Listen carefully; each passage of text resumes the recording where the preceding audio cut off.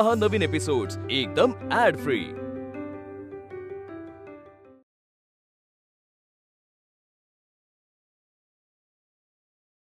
मला मान्य की सत्याचा विजय होतोच,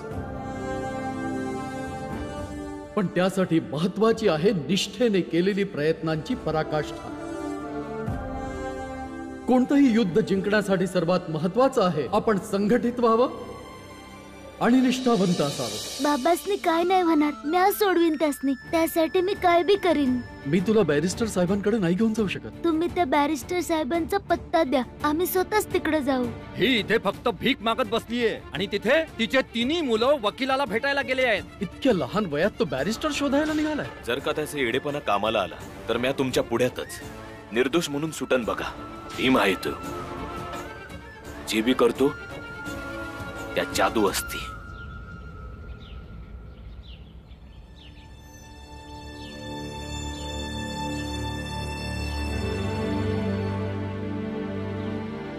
भीम आता अजून नाही चालाय होणार। चालायला लागेलच ना आनंद, नाही चाललं तर बाबांना कसं सोडवणार? आपले बाबा निर्दोष आहे हे दाखवायचं आहे ना। जा भीम, बघ अजून किती लांब आहे। साहेब यो पत्ता ठाव आहे? हेच आहे मॅजिस्टर साहेबांचं ऑफिस। बॅरिस्टर साहेबांजवळ काम आहे का? होय। पण तुम्हाला खूप उशीर झालाय, ते 5 वाजता निघून जातात आणि आता तर 5 वाजलेत।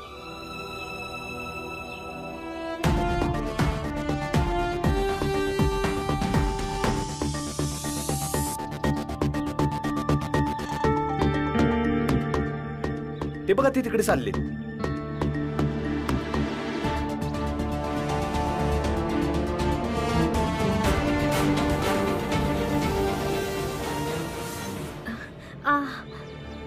बॅरिस्टर साहेब, बॅरिस्टर साहेब, आमसनी तुमच्याकडे थोडं काम आहे। आमसनी बाबाला सोडवायचं आहे।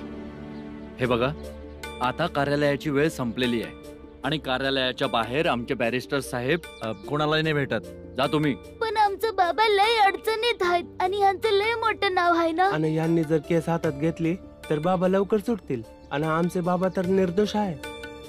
वय साहेब, दया करून आम्हाला मदत करा ना। कैलाश, उशीर होतोय। हो साहेब, हे बघा, बॅरिस्टर साठी एक एक सेकंद बहुमूल्य असतो।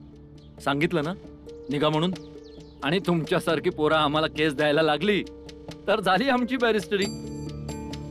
चला निघा निघा। तुम्ही आमची मदत करा ना, आमचे बाबा लय अडचणीत आहे। आम्ही तुमचा उपकार कधीच नाही सरणार। बरं ठीक आहे कैलाश, एक काम कर, त्यांना उद्या सकाळी बोलव। ठीक आहे सर, ठीक आहे। उद्या सकाळी 10 वाजता कार्यालय उघडेल तेव्हा या तुम्ही, आणि सोबत 1 रुपया पण घेऊन या, कळलं का? जा आता। 1 रुपया? हो, 1 रुपया फी आहे आमच्या साहेबांना भेटायची। 1 रुपया?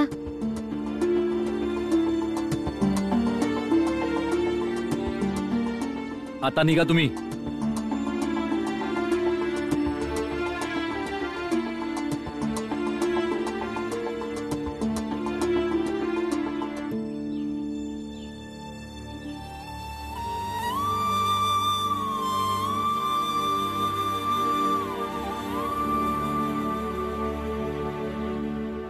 बाळा दादा, आता घरला एवढं लांब परत जायचं आणि सकाळ सकाळ परत इकडे यायचं, कसं पोचणार? अरे पोहोचू आपण, पण 1 रुपया आपण कुठून आणायचा?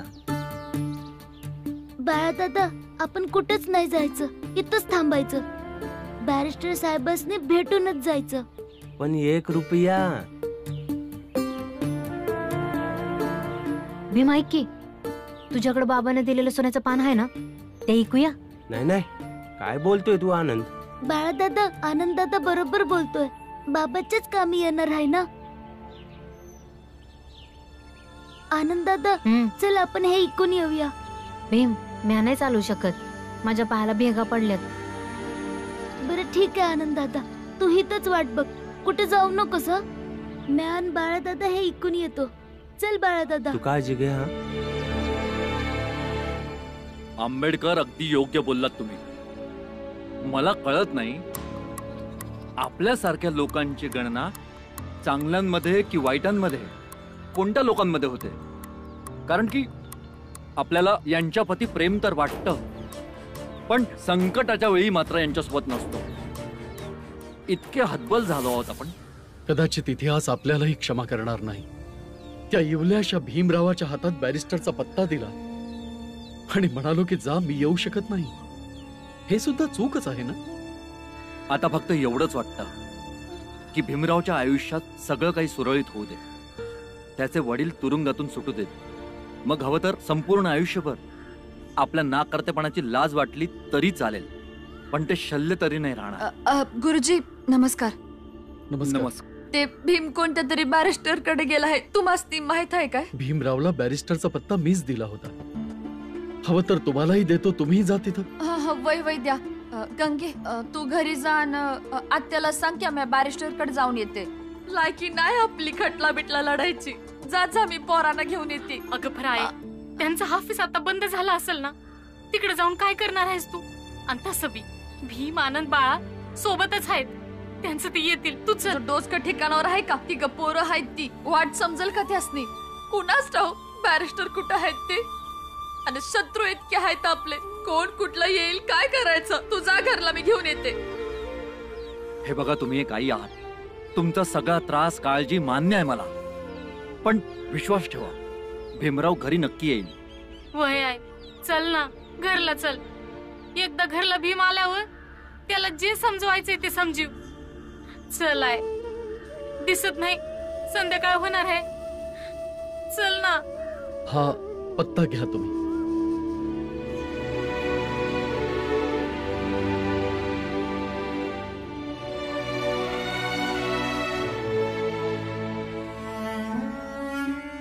ताई, अजून तिघे नाही आले. अहो कुठे राहिलेत?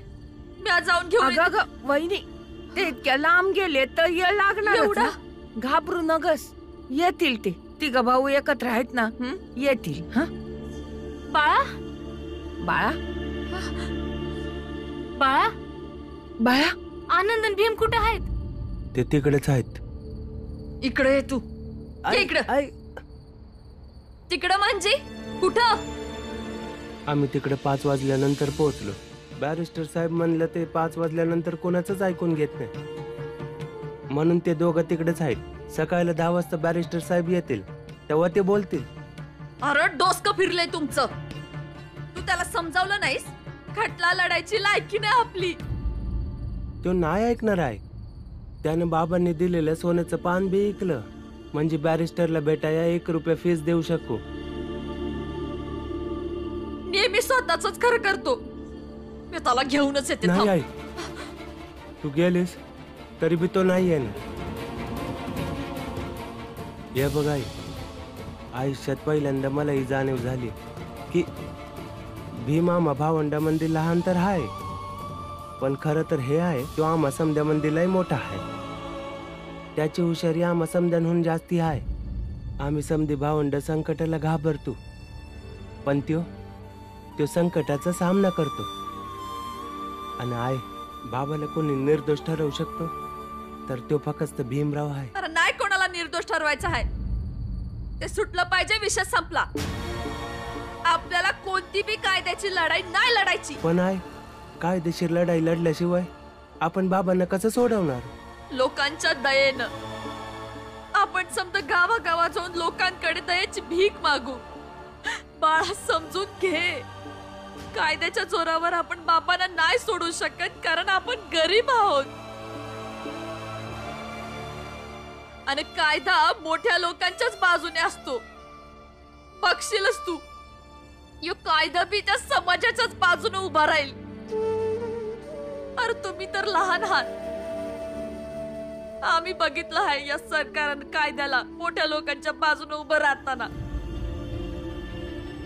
बघतेच भीमा कसा येत नाही ते. आहे थांब, मी आपण येणार. आडल्या राती अनोळखी जागी एकट्यानं जाणं बरं नाही. चल. आई, तू जातेस तर मी अभि तुझ्या कुठं बी जाणार नाहीस तू. घरात बस. पायाचा हाल बघ कसे झाले. तिघं भाऊ काय ना काहीतरी करत राहणार आणि आम्ही घरात राहून काय बघत राहायचा? काय सांगायचं नाही, विचारायचं नाही, फक्त स्वतःला वाटेल ते करत राहायचं. बस इकडेच. तुळसा मंजुळा हत्या घरला एकटी आहेत, लक्ष दे त्यांच्याकडं. त्या घेऊन येते दोघांनी. चल माझ्या संग तू. माहित नाही ताई कुठं असतील ते. आई घोंगडी घे.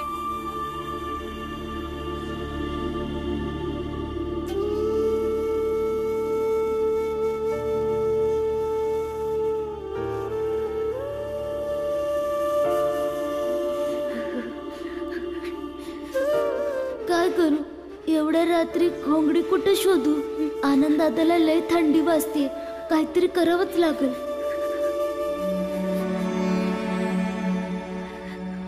आनंद दादा,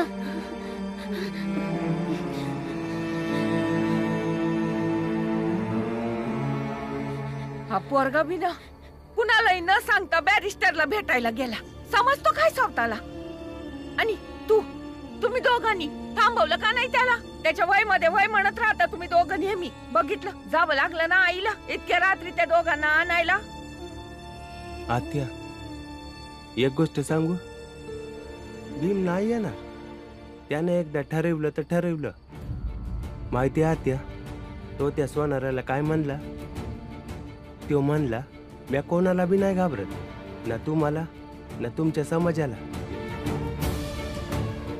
मी तर बघितच राहिलो. दंग तर मी भी होते त्याचं बोलणं ऐकून. पण भीमाच्या या निडरपणाचं लय भ्या वाटतं मला कधी कधी.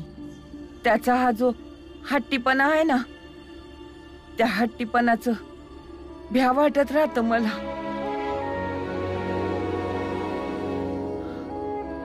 पण आत्या, त्याचा हट्टीपणा चांगल्यासाठी असतो. आता बघच, त्याचा योच हट्टीपणा त्याला एक दिवस आयुष्यात लय पुढे घेऊन जाईल. तू काळजी नका करू सात्या, आपला भीम जगात वेगळं काहीतरी करेल. आता मला विश्वास आहे. विश्वास तर मला भी आहे की आपला भीमराव काही साधासा पोर नाहीये. पर तो अजून लहान आहे. त्याला लायक होण्यासाठी कुटुंबाचं मजबूत राहणं गरजेचं आहे. आणि मला तर आता याची चिंता वाटते की जर भाऊ जेलमधून सुटला नाही तर घर कसं चालणार? तुम्हा समद्यांच्या शिक्षणाचं काय होणार? आता तरी मला असंच वाटतंय की भाऊने लवकरात लवकर सुटून यायला पाहिजे. गंगा, हीच जागा सांगितली होती ना? दिसत नाही दोघं. आय ते बघ दोघं.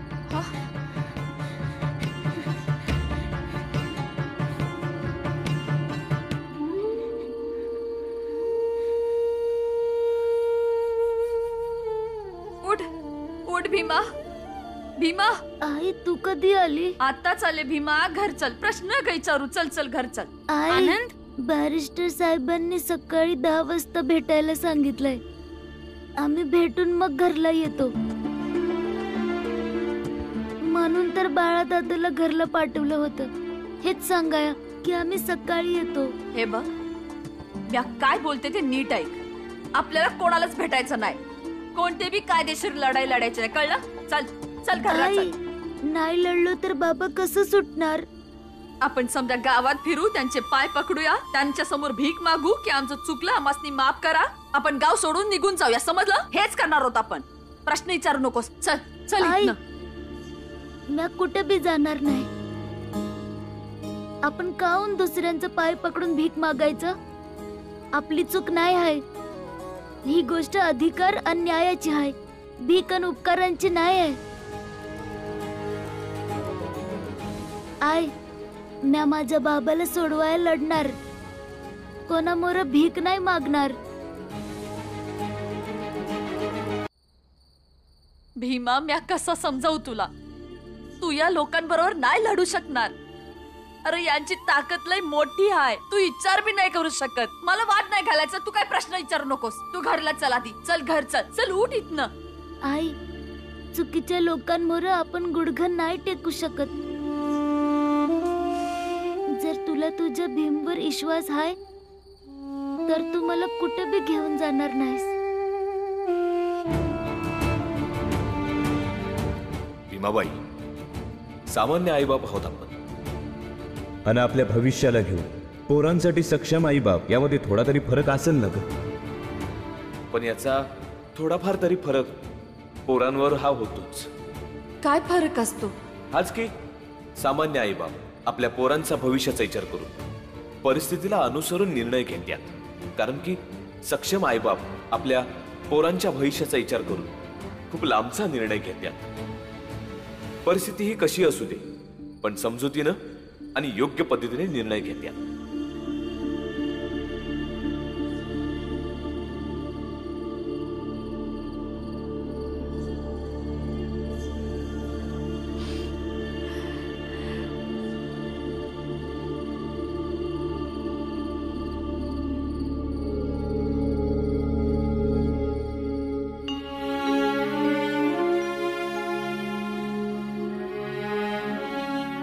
भीमाचं बाबा, आम्ही तुम्हाला काय बी होऊ देणार नाही.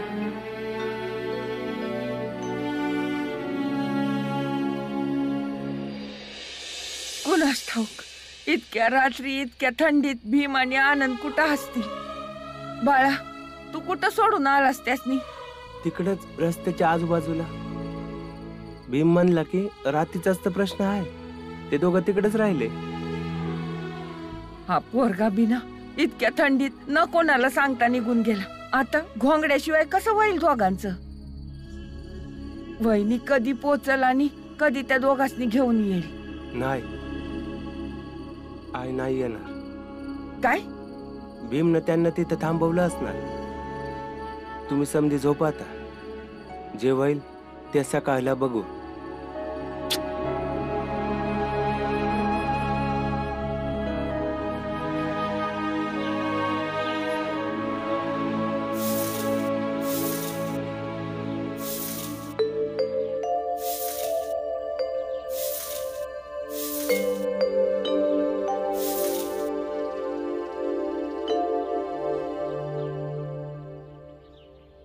हे घ्या बनवारी भाऊ चहा.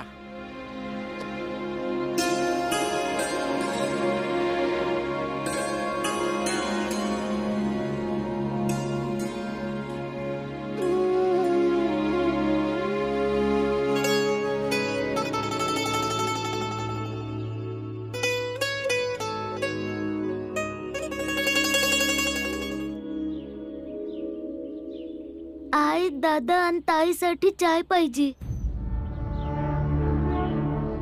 कुठल्या जातीचा आहेस? जर मी माझी जात सांगितली तर ह्यो परत नाटक चालू करेल. आई, ताई आणि दादा आधीच त्रासात आहेत, अजून त्रास होईल. अरे सांगत का नाहीस कोणत्या जातीचा आहे? मी चाय मागतोय आणि तुम्ही जात विचारताय. जसं काही चहाचं दुकान नाही तर सरकारी कार्यालयच आहे. जे विचारलं आहे गपगुमान सांग. मी बॅरिस्टर साहेबांनी भेटायला आलोय. आई, ताई आणि दादा पाय चहा पाहिजे, द्या ना. अरे वरच्या जातीचा असेल, नाहीतर अशी कशी हिंमत करेल मोठ्या बॅरिस्टर साहेबांना भेटायची? कडक चाय दे त्याला. थांब जरा, देतो चहा.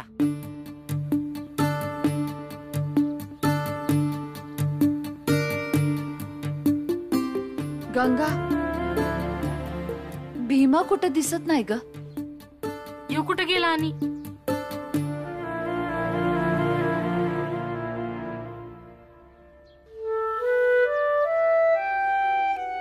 आयो भीम पण ना चाक आहेत निसती याच्या पायाला, एका जागी कुठे थांबतच नाही.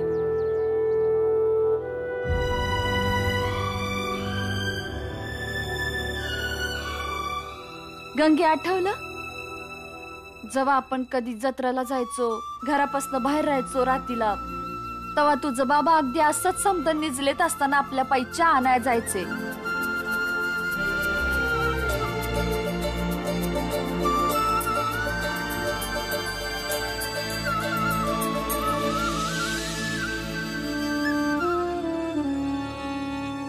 आय, ताई, चहा प्या गरम गरम. आनंद दादा. आनंद आहे, याचं अंग तर लय तापले. त्याला आराम करू दे, आता उठवू नकोस. वय रातच्याला दादा लय कुडकुडत होता. आय भीमा, चहासाठी पैका कुठून आणलंस? आय बॅरिस्टर साहेबांनी फी भराया जे सोन्याचं पान निकलं होतं ना, त्याच पैशातनं. आमचा चहा आहे आणि दुधाचा ग्लास. आय इथं दूध लय महाग आहे, म्हणून फक्त चहाच घेऊन आलो. तसं बी म्या दूध घरला पितोच ना, मग इकडे प्यायची काय गरज आहे, म्हणून चहा घेऊन आलो. ठेव खालती, हुशारा करू नको. चहा घेऊन आलास आणि दुधाचं पैक वाचवतोस. थांब. आय थांब. गप बस इथंच, समजलं? म्या येते. आई हट्ट कशा पाय करते? का तू नाही करत? म्या तर लहान आहे ना. म्या तर आई हाय. येते.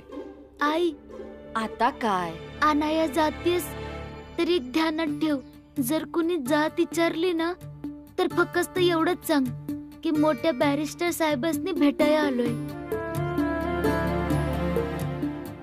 त्यानं काय होईल? असं म्हणशील तर ते स्वतःच ठरवतील की कोणत्या जातीचा आहोत ते. मग काही गडबड होणार नाही. जा घेऊन ये.